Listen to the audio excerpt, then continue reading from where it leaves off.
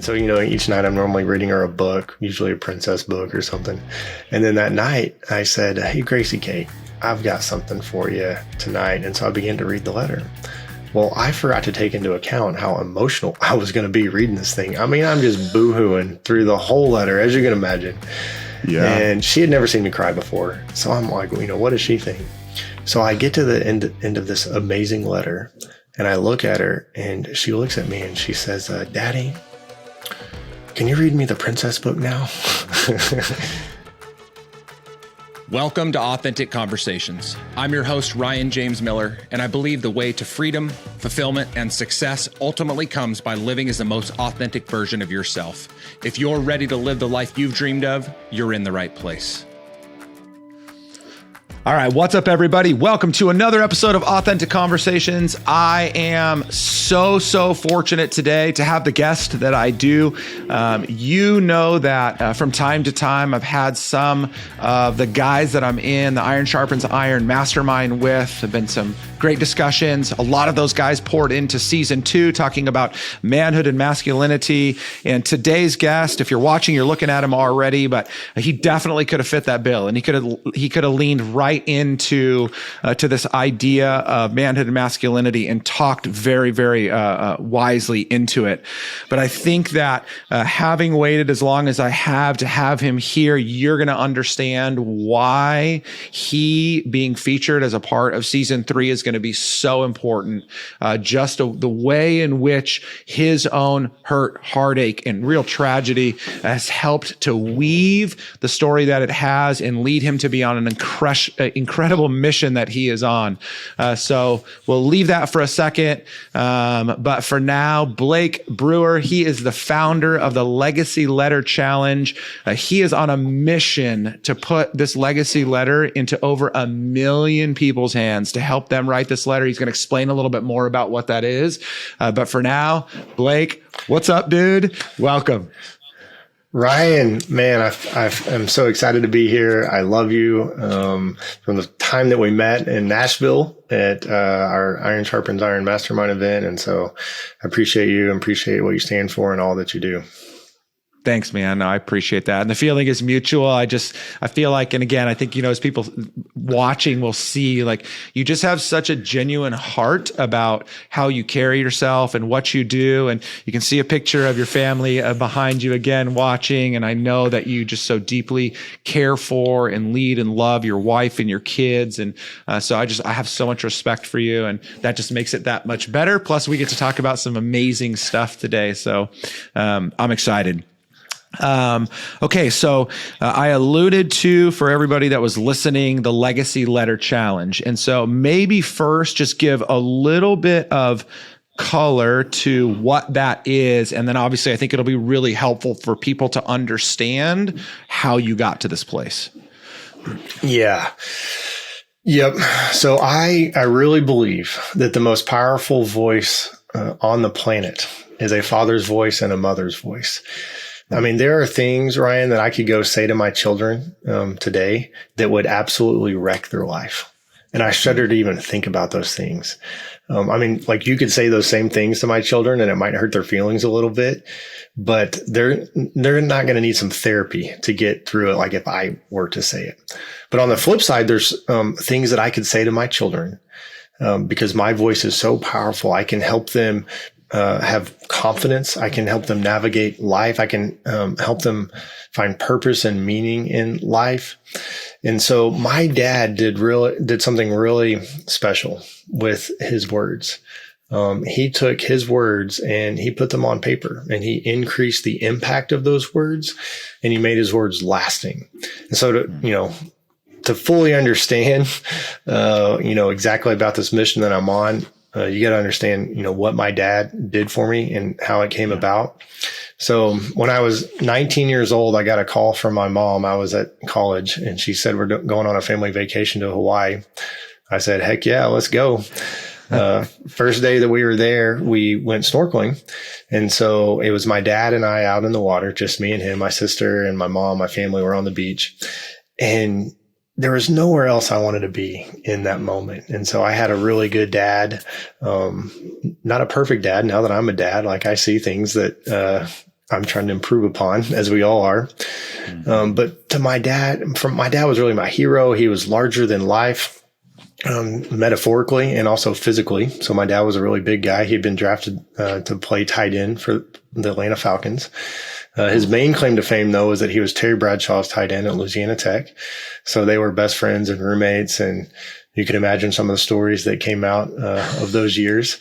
But my dad was also a really humble guy. So he hardly ever told anyone that he was Terry Bradshaw's tight end. I told everybody. It was like my claim to fame growing up. So we're out there in the water. We kept going further and further out, and the water got really deep, and the waves got really big. The current got stronger. And I realized that I didn't know where my dad was anymore. And so I started scanning the water, and eventually I saw him. And I could tell that my dad was in trouble. He wasn't doing well, but he looked right at me, and he said, I need help. And my dad had this really big, deep, booming voice, but his cry for help was more like a soft whimper. And so I swam to my dad as quickly as I could. By the time I reached him, he was underneath the water and he was unconscious. And so I dove down, wrapped my arms around my dad, pulled him to the surface, and started to swim with him to shore. Luckily, there were some lifeguards and a nearby snorkeler that showed up, helped me get him to shore. They started doing CPR to my dad. And I was next to him, and I was just crying out to God, like, would you please save my dad's life? And I really thought that at any moment my dad was going to come to, that it was going to be like the movies where the water just kind of comes out of his mouth and his eyes are going to flicker open, but it never happened. And so my dad ended up drowning. And so it went from one of the best moments of my life to the worst moments in just a matter of minutes. And I'm standing there like next to my dad's body, like, what the heck just happened? Like a minute ago, him and I were just out in the water together. And so I was already asking myself the question, like, how are we about to make it without my dad? Like, how am I going to make it without my dad? So fast forward a couple hours and we're back in the condo. I'm sitting in the back bedroom on the edge of the bed by myself. And my mom appeared in the doorway, and she got some sheets of paper in her hands. And she says, I found something in your dad's briefcase that I know he was going to give you on this trip. I had no idea what she was talking about, but she walked across the room and handed me a letter. It was a letter from my dad. And apparently he had been working on this letter for several months, having no idea that he was about to die, having no idea that this would be his final words to me. And as I read this letter, it was everything that I needed in this moment. And I just had a sense of peace and just comfort, that everything's going to be okay. I felt hope. But really the emotion I felt the most was just, I felt loved. I felt so loved. Like, don't tell me my dad didn't love me. My dad was a hospital CEO. His hobby was reffing high school football games. He loved football. He was really involved in our church. And in the midst of this busy schedule, and now that I'm a dad, like I see how busy life is, he took the time to put on paper how much he loves us, his family values, some wisdom. As I got to the end of this letter, I believe only God could have allowed my dad to write this final sentence. But my dad wrote, as you're being faithful to the Bible, you're often going to find yourself in the minority. But I can assure you that in heaven, you'll be in the majority. Love your dear old dad. And I am reading that like, oh my gosh, like I'm going to see my dad again. And it really allowed me to grieve my dad's death, like in a very healthy way. And I had some therapists and people tell me that. And I got to a point pretty quickly where I was able to just be grateful that I had a good dad for as long as I did. God never promised that my dad was going to live to be 80 or 90 years old. And so while a lot of people don't have a good dad or don't know their dad, I had a good one for 19 years of my life. And so that letter that my dad wrote, I cannot even imagine where I would be if I didn't have that letter. His words just brought so much confidence into my the last 20 years through the ups and downs of my career, getting married, starting having kids. Like my dad's letter has still been there, been able to return to it, especially that year after I died. His words in a way really protected me. I remember I would lay in bed at night and I would start to relive that day, and I would just have these what if thoughts. Like, man, what if I had done something differently? Could I have saved my dad? What if I didn't even go out with my dad? He wouldn't have gone out that far. And, was this in some way my fault? And anytime I started to have a thought like that, it was like my dad's voice was right there. Like, this is not your fault. Like this just happened. It was an accident. And so my dad protected me from having survivor's guilt. And so again, I'm just so grateful that my dad wrote that letter. I think there's so many, obviously, so many powerful things. And, obviously, though it's been 20 years, it's still just a terrible thing to talk about. And so it leaves its sense of hurt and stain. And yet I think one thing that was very weirdly coming to my mind as you were saying this was typically the only time that we get a letter from somebody that dies is a suicide letter, when somebody intends to take their own life. And oftentimes they're not in a good headspace to communicate, what they're trying to tell people, even when they're trying to do that in a loving and considerate way.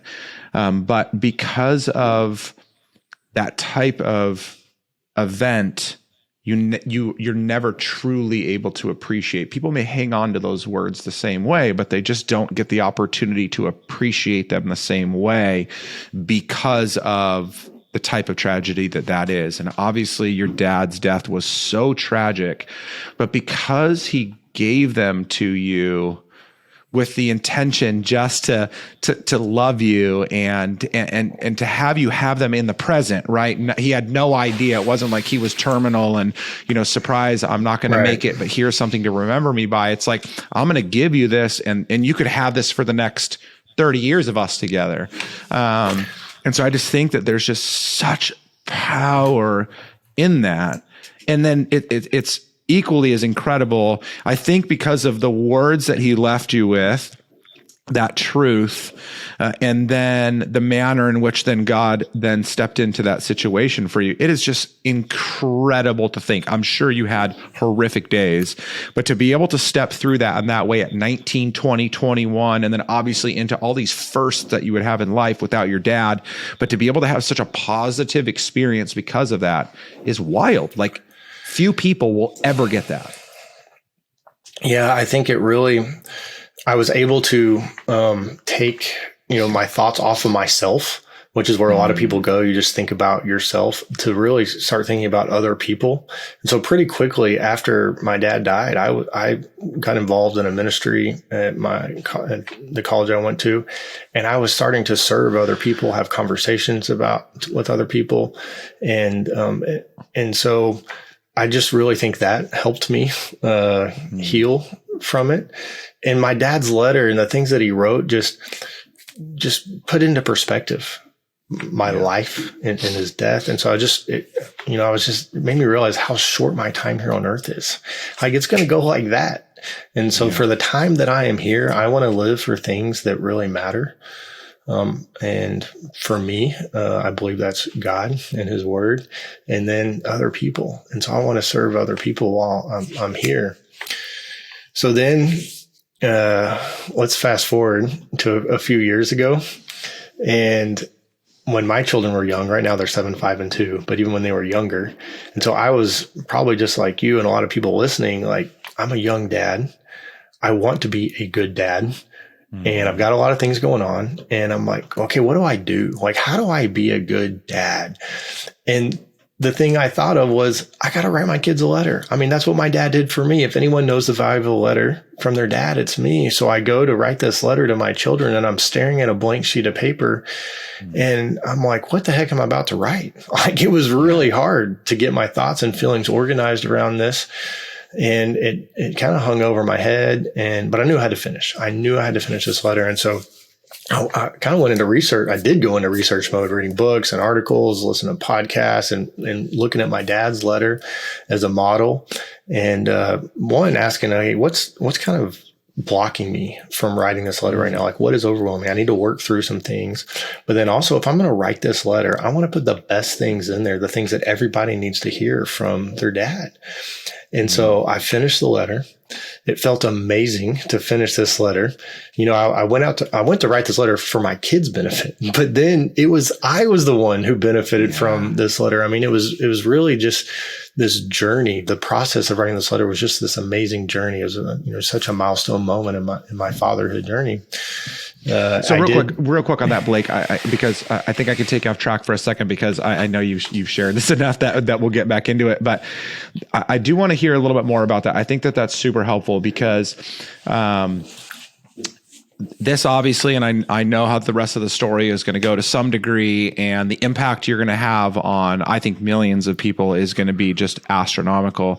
But something that you said there was like, you didn't realize the impact that it was going to have on you. And so obviously, if somebody would have asked you, the day before you decided to write that letter to your kids, what you think about your kids and how much you love them and what you love about them, like, you would have been able to say all those things. And I'm sure that, knowing what I know about you, you do say those things, even to the, at that time, couple-month-old that, just kind of barely gets it.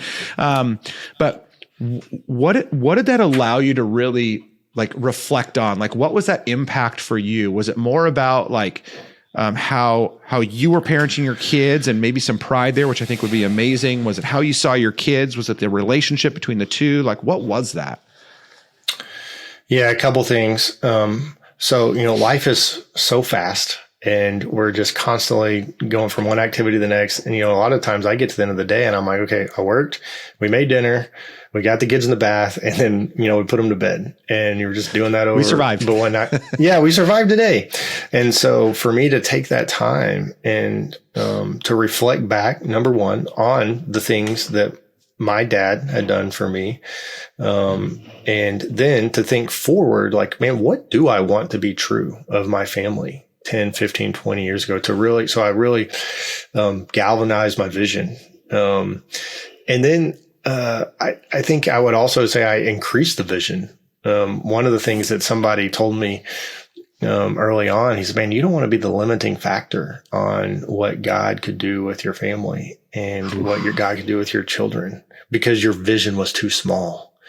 And I was like, okay, I need to increase my vision. So that was part of, things that came out of writing, that letter. But then it also it made me, if I'm going to write this, okay, I got to think down, okay, what is true of my children? Like, even though they're young, but as I'm affirming them, and saying what I'm proud of them for. And so looking at what they're good at. And so then through the process too, just understanding how important it was for me to communicate those things, and for me to make sure that my words and my voice is deeply embedded into their heart, because all of our children, whether they're in a situation right now, they're about to be in one, they're about to face a decision, they're about to face a temptation, they're about to face an opportunity. And I know that my words with my words in their life, they're going to be better off. And so with this kind of noisy, chaotic world, it's not like 100 years ago, or even when you and I were kids, it's just a lot noisier. You get on social media and the internet. And, I feel for our kids, the things that they're having to, I feel for us, the things we're having to navigate. There's a reason that depression and anxiety are at an all-time high. And so, it was just one of these things man, I have got to work to get my words, my voice into my children's life. So it just it was things that I already kind of knew, but then it just strengthened my conviction for it. Yeah. Wow. That's incredible. Okay. So thank you. I think that gave me the chills as you were saying some of the things you were. So, okay. So you're finishing up writing the letter to your children, and you wrap that up, and then what? I was going to tell you this. I did decide to go ahead and read it to my daughter when she was 4. And so, each night I'm normally reading her a book, usually a princess book or something. And then that night I said, hey, Gracie Kate, I've got something for you tonight. And so I began to read the letter. Well, I forgot to take into account how emotional I was going to be reading this thing. I'm just boohooing through the whole letter, as you can imagine. Yeah. And she had never seen me cry before. So I'm like, what does she think? So I get to the end of this amazing letter, and I look at her, and she looks at me and she says, Daddy, can you read me the princess book now? Which it's like, yeah, I can read you the princess book. And I read it to her. But the next night she went up to my wife and she said, last night Daddy read me a message. Can he read me that message again tonight? Wow. And so my daughter, she didn't understand all the concepts in that letter. Yeah. She will in time as she gets older, but she got the main one. She's got a daddy that loves her. So it was through that experience, and it was around that same time that I met a couple guys who, like 2 months apart from each other, they tell me a story about receiving a life-changing letter from their dad. One of them was a guy named Victor Marks. And he didn't even know my story. And at 25, he gets a letter from his biological dad. He was ticked when he got it because he was like, who does this man think he is to call me dear son? And so, but here's the power of the letter, because he was able to, initially he wasn't going to talk to him. I'm not giving this guy the time of day, but he kept reading the letter, and his dad's words softened his heart. He goes to meet with his biological dad, gives him the time of day. Long story short, him and his dad become best friends. And his dad becomes his best man at his wedding. And he's telling me the story. And I'm like, yeah, it all goes back to this letter from your dad.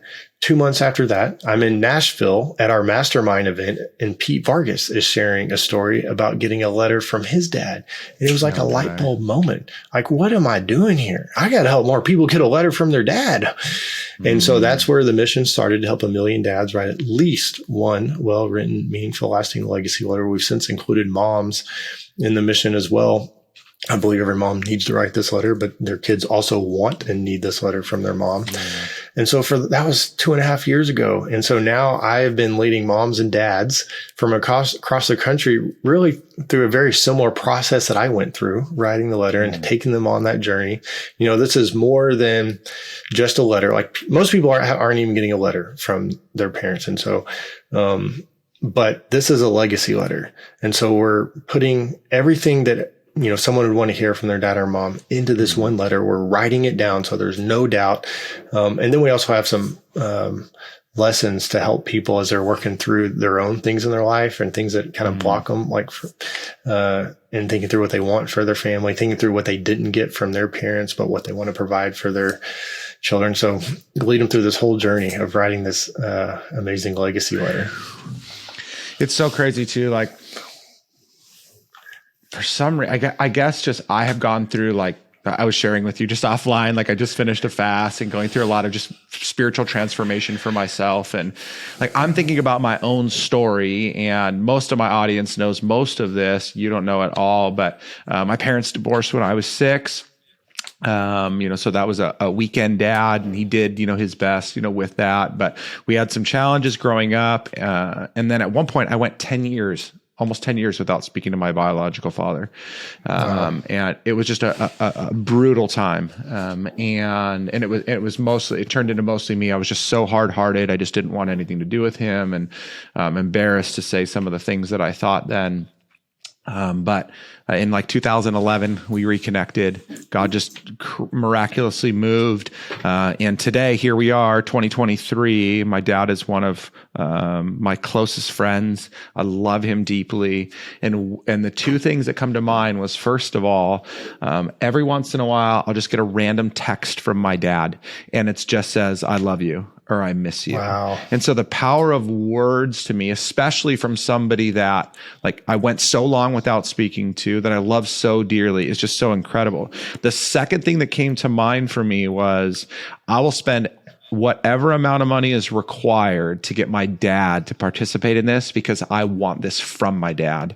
As much as like I'm a dad and I want to do this, like I want this from my dad. Like every time my dad says something to me, my mom too, definitely. But when my dad tells me he's proud of me, or he loves me, or he looks up to something that I'm doing, or he's watching my content and he's learning from me, or, how I am as a father, it's like, it makes me feel so good. And my dad in his early 70s only has so many years left, right? Whether it's tragedy and it's tomorrow, God forbid, or it's 15 or 20 years and it's just natural. Like, he's not going to be around that much longer. And I cannot wait to convince my dad to do this, because I'm just going to tell him, like, you have to do this because I need this.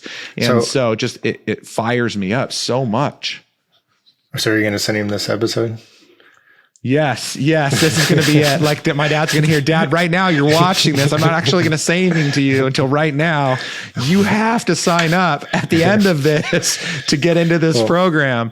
I may do it faster because God forbid something happens. I don't want to make light of that, but you just never know. But it's just incredible.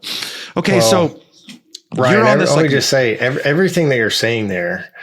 I mean, talking about you loving those words from your dad, this relationship with you have with your dad, like we're all there. Like we all long for that and want that. And I think it's a good reminder too, as we're like our children want that from us. They may not be able to communicate that too, but I mean, you wanted this relationship like a long time ago when you were a kid and you weren't, it just didn't happen, but it's never too late for those, I help a lot of parents write this letter who, I think shame is probably a good word. They feel some shame over some decisions they made. Or there was a mom yesterday and she in a group and she was like, man, it's really hard for me to write this letter because I think about my kids' younger years. I was a single mom. I was barely making it. And I wasn't, we weren't going to Disney World, anything like that. And the rest of the group was like, hey, you were doing the best that you could. Yeah, that's right. If you did make mistakes, you can forgive yourself for that. But from this day forward, you can live differently. And I also told the group, I was like, look, you're writing this letter now. Like average parents do not write this letter. Like above average, great parents, right? And the fact that you're writing this letter, like you are a great parent. You need to know that and believe that. I love that because I think that as I think about my own life and all the mistakes I've made as a parent and, praying that I could undo them. And then yet at the same time, being so thankful to God that I didn't destroy my children in the process who are now 21 and almost 14. But I also think of all the other young parents that my wife and I get the opportunity to minister to counsel, to coach and support as they're challenged with, bringing up children in society today. It's a brutal environment to be in. And it's so condemning, right? Everything that you do, somebody does better.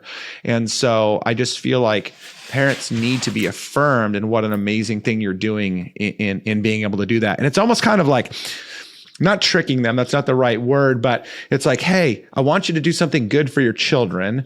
And they're like, of course I do. But then they get into it and they realize, like you did when you wrote yours, how incredibly encouraging it is for themselves, which is just such a beautiful picture of the way God works. It's like when we go out to serve somebody else as he calls us to, he always ends up blessing us through that. And so I love that so much.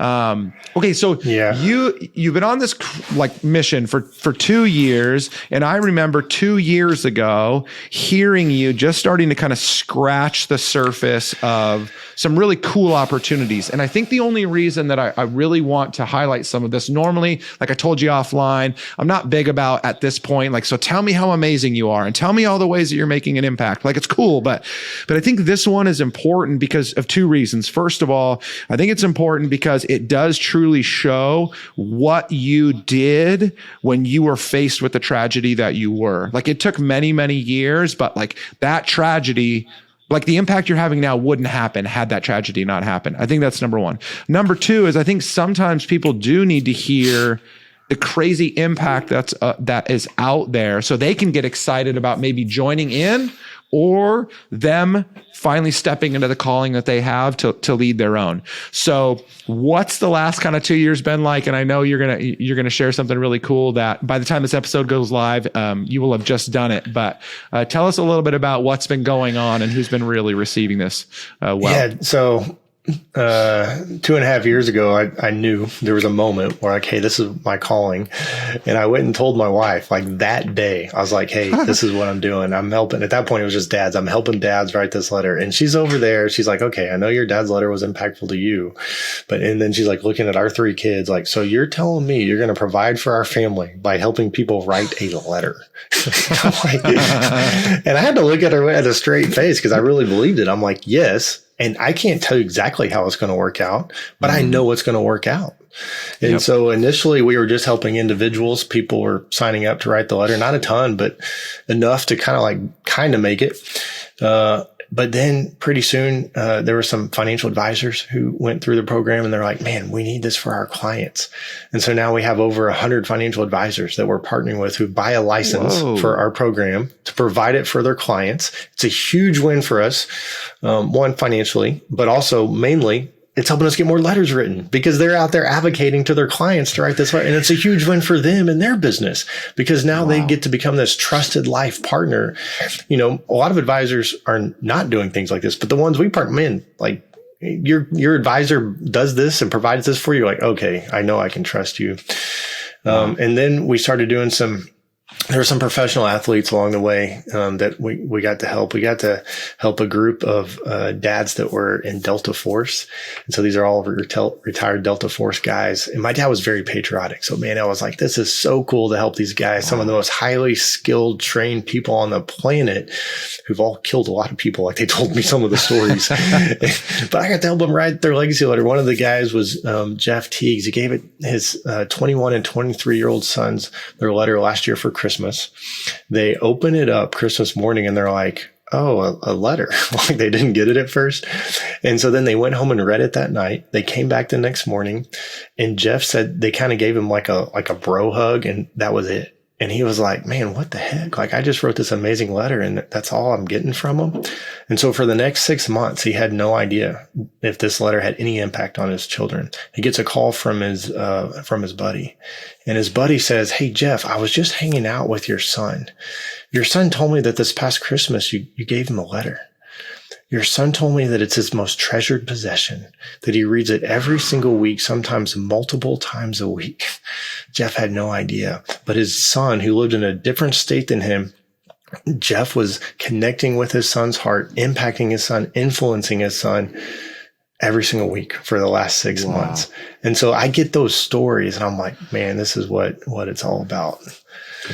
So we've done some, and now we're doing some corporate stuff as well, which again, when we started this thing, I had no idea. We just finished up doing 7 teams with Walmart and these teams were writing their letter, moms and dads.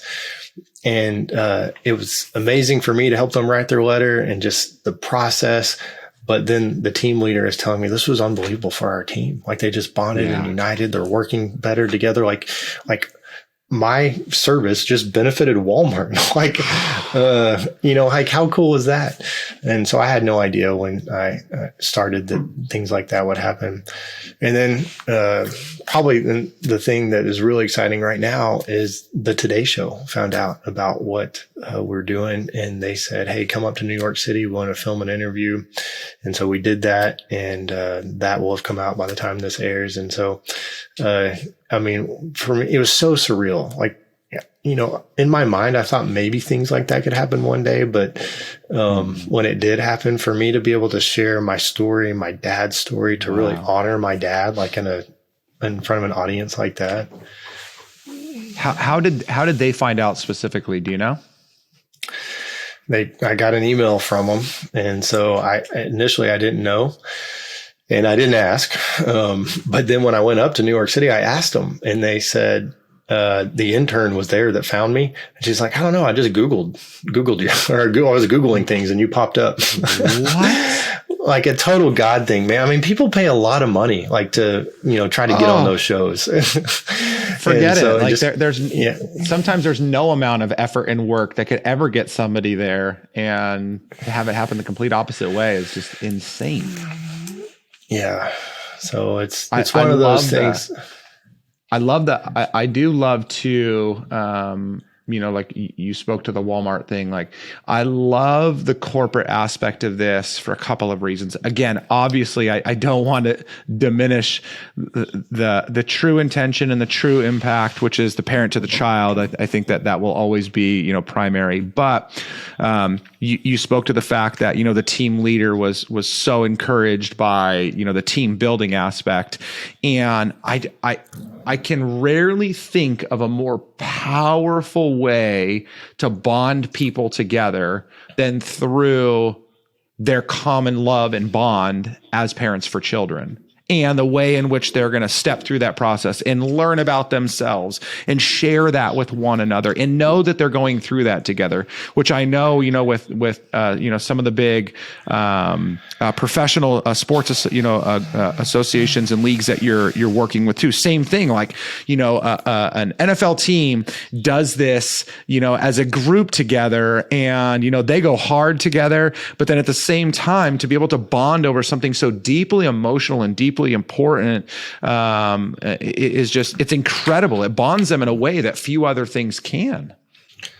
Yeah, it kind of takes that relationship, especially that work relationship, whether you're on a sports team or, working in a corporate, but to take that to the next level, and to talk about things that really matter to you. Mm-hmm. And there's just this level of empathy. Like when you start to have empathy, and then you grow in emotional intelligence, all those things, like, it's just so valuable. That's so true, man. So true. All right. So, how do people get involved? I think, I'm telling you right now, it's not because I'm any bit of importance or the gatekeeper that needs to be, but I try to keep this so much about story. But if you are listening at this point and you parent a child and this has not moved you to either do this directly with the Legacy Letter Challenge or figure out a way to do this on your own, which I still think you should go through a program like this, you're nuts. I don't get it at this point. There's no way you're not moved to do this. And so if you're listening right now, I pray that you are on the edge of your seat. You're literally trying to ask you've Googled Blake already. You've done something, but you want to get involved. So how do people get involved to make this kind of impact on their own families? Yeah. So anyone listening can go to legacyletterchallenge.com/Ryan James Miller. And we've got the outline that, the outline that I guide all the parents through. You can download, you can have that for free, and you can see this powerful letter that we write.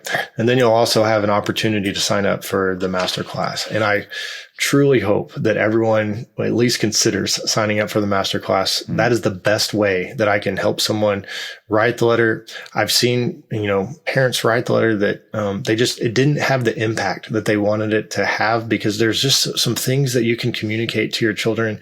They can have that deeper impact that really makes it stick. And then there's some things you can say that kind of put up a wall between your children. And so I try to help parents not say those things. And so when you sign up for the masterclass, you can go through at your own pace. I have a video for each section of the letter, and there's office hours. You can ask for help, example letters, but then you can also choose to go through it live. And so you can pick whichever one. So each month I am leading people live through it. So you can join the Zoom call and you can be on there with everyone else and listen to me live. And then there's special guest speakers every month. And so we've got guys like Terry Bradshaw and Ben Roethlisberger and Steve Largent coming up. So you're able to jump in on those. Just super manly, awesome guys that were touched to do this themselves. What I actually think is really cool about Terry Bradshaw, and obviously, there's a family connection there, which is super cool anyway. But for that short period of time that they had a reality TV show, when you see him kind of interact with his family, even now from time to time, he's just such a dad's dad, And so I think that that's so cool that that he sees so much value in doing this and being a part of this. Well, yeah, he is he cares about. He's got 2 biological daughters and a stepdaughter, and you hear him talk like he loves his family, and so he really is a great dad off when behind the scenes. So. That's incredible, man. That's so incredible. All right. So legacyletterchallenge.com/Ryan James Miller. I'm stoked I got my name on that. And we'll put that link in the show notes as well. I'm also going to make sure to link directly to Blake so you can reach out to and connect with him if you have any thoughts or questions. Beyond you directly engaging again. So I'm sure he'll share this if you were to connect with him. But if you lead a team, if you run an organization and you think, gosh, we're trying to figure out creative ways to bond our team, to build relationships, and I have a desire to impact my team in a personal way, I cannot encourage you enough to reach out to Blake, to talk to him about ways that you guys can do this for your team, your organization. I think that's incredible too. Right. And one comment on that, because I get this asked a lot. There are a lot of people on these teams who don't have kids. And so I help them write a letter either to their parents or a sibling or a friend or somebody else in their life. And so that's amazing. They don't just have to have kids to write this letter. That's incredible. Okay. That is fantastic. So Ryan, Blake, we got to help you write a letter to your dad, because you're wanting this letter from your dad. You got to write one to him. I know. Letter of gratitude. Don't tell him he's listening to this episode right now.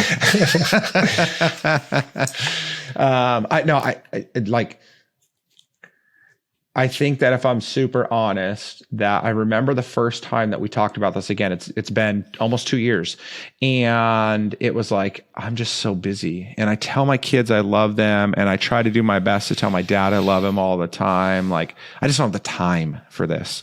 And the reality is, especially after, the conversation we've had, which I'm super grateful. Like, this is another one of those God moments for me. Like, I am 100% in. I want to write this for both of my kids, and I want to write a letter to my dad. Like, I just recently finished, I shared with you offline, my book, which we'll publish, and in it talks about a lot of the war stories of the hurt and, from, my dad and that relationship, but then also like the way God worked to mend that and make it so much better. But still, even with that, I still feel like there's so much power in directly addressing, directly addressing how much I love him and the way he's impacted me in the ways that he did as a kid, even when he was imperfect. And now when we have such a better relationship. So no, absolutely. Like, I know I need to do it. And this is a priority that I need to make, because even at almost 45 years old, like, I could get on an airplane. I am getting on an airplane in a couple of days, and I may never come home. And I just don't want to live without that kind of regret. So absolutely, man. You sold me. We'll get you signed up, man. We'll get your letter written. No, that's awesome. Blake, dude, this was so good. I mean, I knew we were going to just have a great chat, and I knew that there was going to be some power there. But again, I think there was certain things in the way you said what you did that made me realize just how powerful this is and just how necessary this is for every single human being that walks this earth. So I pray that you blow far beyond that million. But I'm definitely looking forward to helping support and make that a million. And I hope all of our listeners are too. So thank you, man. I appreciate it. Absolutely, man. Thanks for having me on. Absolutely. You guys, this wraps up so far my favorite episode of the season. I mean, I guess I could change my mind at some point, but just such good content in terms of ways that we can better lead and love the people that are around us.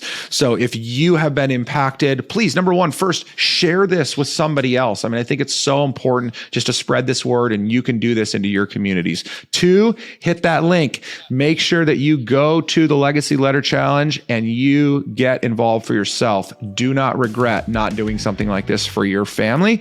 If you have any other thoughts, questions, comments, concerns, you know where to find me. I'm here to take it all. Thank you guys so much for your support. Appreciate you. Talk to you soon. Thank you for joining me on this episode of Authentic Conversations. If you are ready to live the life you've dreamed of, I'm here to help. Head to ryanjamesmiller.com/podcast to begin your journey. And if this episode impacted you in any way, pay it forward by sharing it with someone you know. I'm Ryan James Miller, and I'll see you next time on Authentic Conversations.